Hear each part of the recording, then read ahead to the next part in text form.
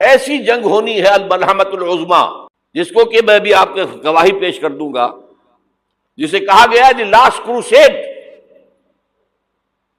Bush نے بھی crusade کا لفظ بول دیا تھا، پھر واپس لیا اس نے۔ نکل جاتی ہے جس کے منہ سے سچی بات مستی میں، فقیہ مصلحت بین سے وہ رندے بادہ خار اچھا، کروسیڈ کہہ کر پھر واپس لیا۔ یہ کروسیڈ، اس کے اوپر جس قدر نقصان ہونا ہے عربوں کا، گریٹر اسرائیل بنے گا، یہ عراق، شام، اردن، سعودی عرب کا کچھ شمالی علاقہ، ترکی کا جنوبی علاقہ، مصر کا صحرائے سینا، اور اس کے ساتھ ہی جو بہترین اس کا زرخیز ترین علاقہ ڈیلٹا آف نائل، یہ سب یہودیوں کے قبضے میں جائیں گے۔ اس کو حدیث میں کہا گیا الملحمۃ العظما۔ عیسائی 80 علم لے کر اے مسلمانوں تم پر حملہ آور ہوں گے، اور ہر علم کے نیچے 12,000 فوج ہوگی، 9.5 لاکھ فوج۔ یہ نیٹو کی تیاری کس کے لیے ہو رہی ہے؟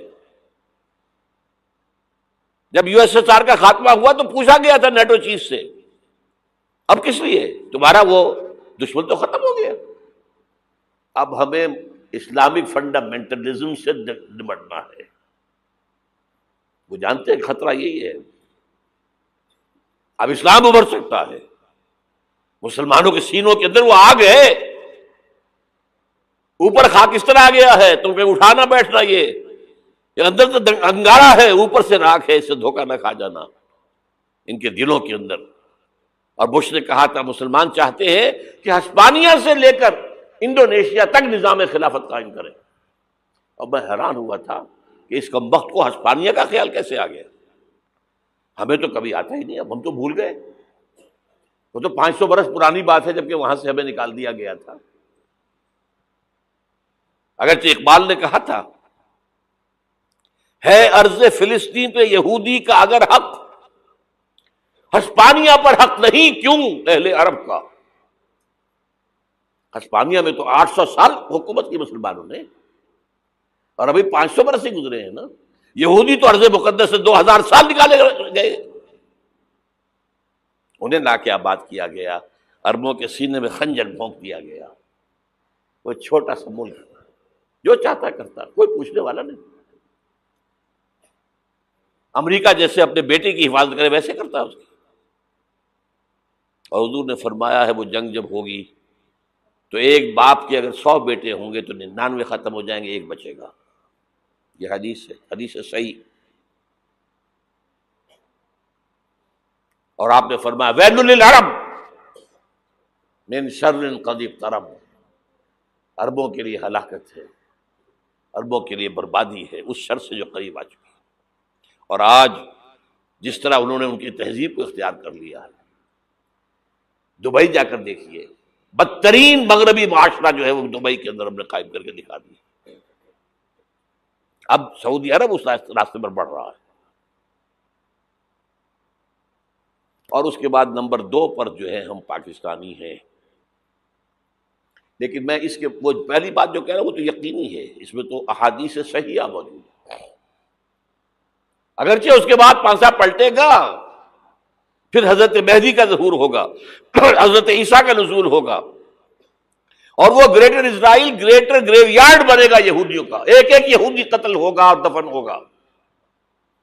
یہ بات میں ہونا ہے، میں پہلی بات بات کر رہا ہوں۔ وہ پانسا پلٹے گا جب پلٹے گا، ابھی جو سامنے ہے وہ کیا ہے؟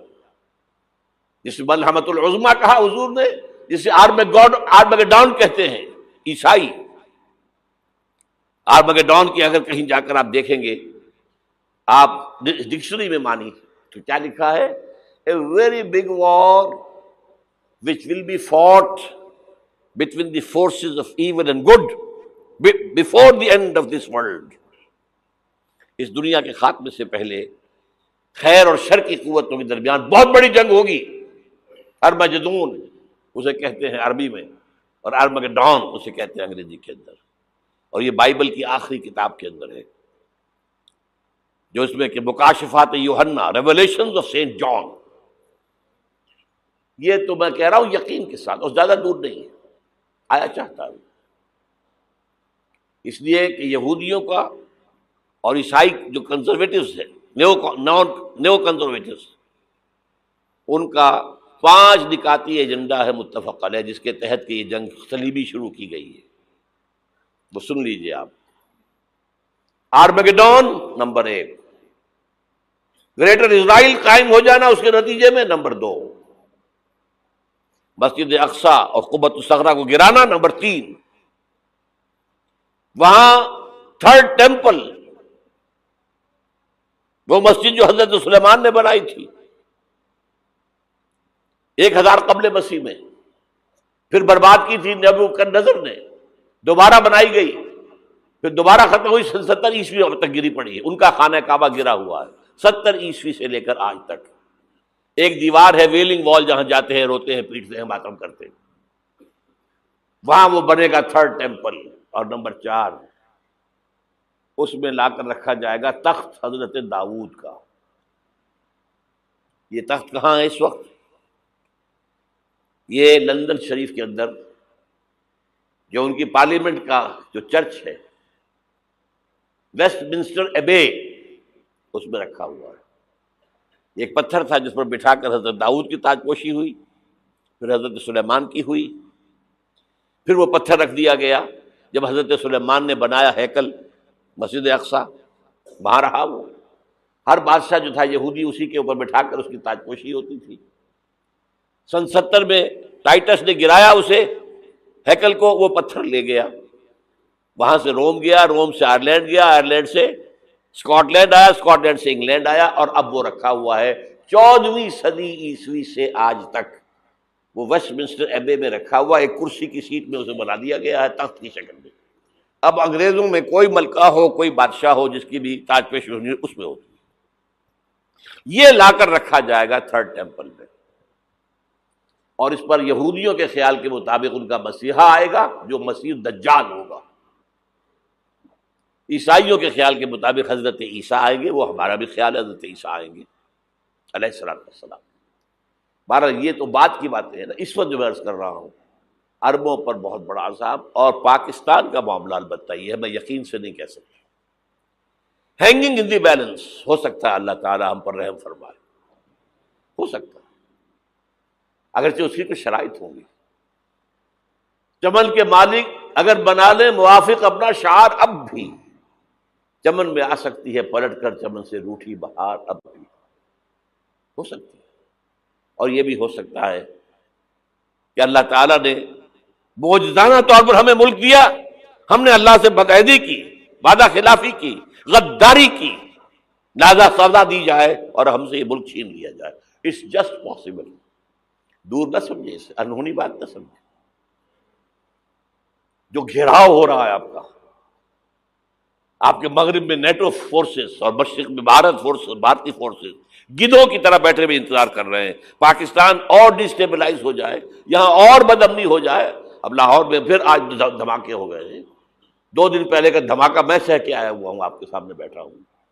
وہ جانیں بچی ہیں جو ہماری اکیڈمی کا حشر ہوا، میں آپ کو نہیں بتا سکتا. یہ سارا کیوں ہو رہا ہے؟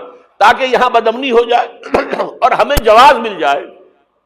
مغرب سے نیٹو فورسز داخل ہو جائیں، مشرق سے بھارتی فورسز آ جائیں، اور ہمارے ایٹمی دانت توڑ کر اور پھر ہمیں بھارت کے سامنے ڈال دیا جائے. Now do as you like. یہ ان کا نقشہ ہے. ہوگا کیا وہ اللہ جانتا ہے، ہوگا وہ جو اللہ چاہے. لیکن اللہ کا چاہنا جو ہے وہ کس پر منحصر ہے؟ یہاں انقلاب برپا کرو، یہاں اسلام لاؤ. اگر دھندوں میں لگے رہو گے تو وہ خود بخود نہیں آ جائے گا انقلاب. صحابہ نے جانیں دی تھی، کتنی تکلیفیں اٹھائی تھی. 12 برس تک مکی دور کے اندر با نشہ درویشی در ساز و دمادم زن، جو پختہ شبی خدرا بر سلطنت جم سن. یوم طائف یاد ہے جو حضرت عائشہ فرماتی ہے کہ میں نے پوچھا تھا حضور سے کہ یوم احد سے زیادہ سختی بھی آپ پر کبھی آئی؟ یوم احد پر کیا ہوا تھا؟ تلوار کا وار پڑا تھا آپ کے چہرہ مبارک. یہ جو رخسار کی ہڈی ہے اس کے اندر وار گیا ہے. اوپر خود کی 2 کڑیاں تھیں، وہ اس میں گھس گئیں، 2 دندان مبارک شہید ہوئے۔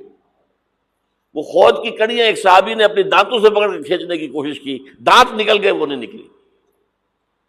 کیا جتن کر کے نکالی گئی ہوگی تو خون کا فوارہ آیا، اتنا خون گیا ہے کہ آپ بے ہوش ہو گئے، گر گئے، اور مشہور یہ ہو گیا کہ آپ کا تو انتقال ہو گیا، شہادت ہو گئی۔ یہ سیرت کبھی پڑھی ہے؟ حضرت عائشہ کے ہوش کا تو یہی دور تھا نا، یوم طائف میں تو آپ کی کیا تھی، بچی تھی، انہیں کیا پتا کیا ہو رہا ہے حضور کے ساتھ۔ 3 دن تک حضور مکے کی گلیاں اور وہاں کے اوباش لوگ پتھراؤ کر رہے، گئے تھے اس امید میں کہ شاید وہاں کا کوئی سردار ایمان لے آئے، تو یہاں تو ابو طالب بھی فوت ہو گئے، یہی دنیاوی سہارا تھا، خاندانی سہارا تھا ابو طالب کے ذریعے، اور گھر میں ایک دلجوئی کرنے والی رفیقہ حیات تھی، وہ بھی، ان کا بھی انتقال ہو گیا۔ آپ نے کہا یہ عام الحزن ہے، اب تو سب کو طے ہو گیا قریش کو کہ اب جیسے قتل کر دو ان کو، اسی لیے آپ گئے طائف، شاید وہاں کا کوئی بڑا سردار مانے، ایمان لے آئے مجھ پر، تو میں اپنا مرکز ادھر شفٹ کر دوں۔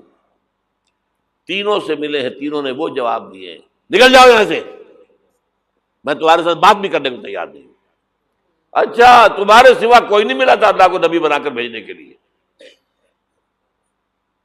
دیکھو جاؤ، میں بات نہیں کرنا چاہتا، ہو سکتا ہے میں بے عزتی کر بیٹھوں، اور واقعی تم اللہ کے نبی ہو تو میں مارا جاؤں گا، جاؤ۔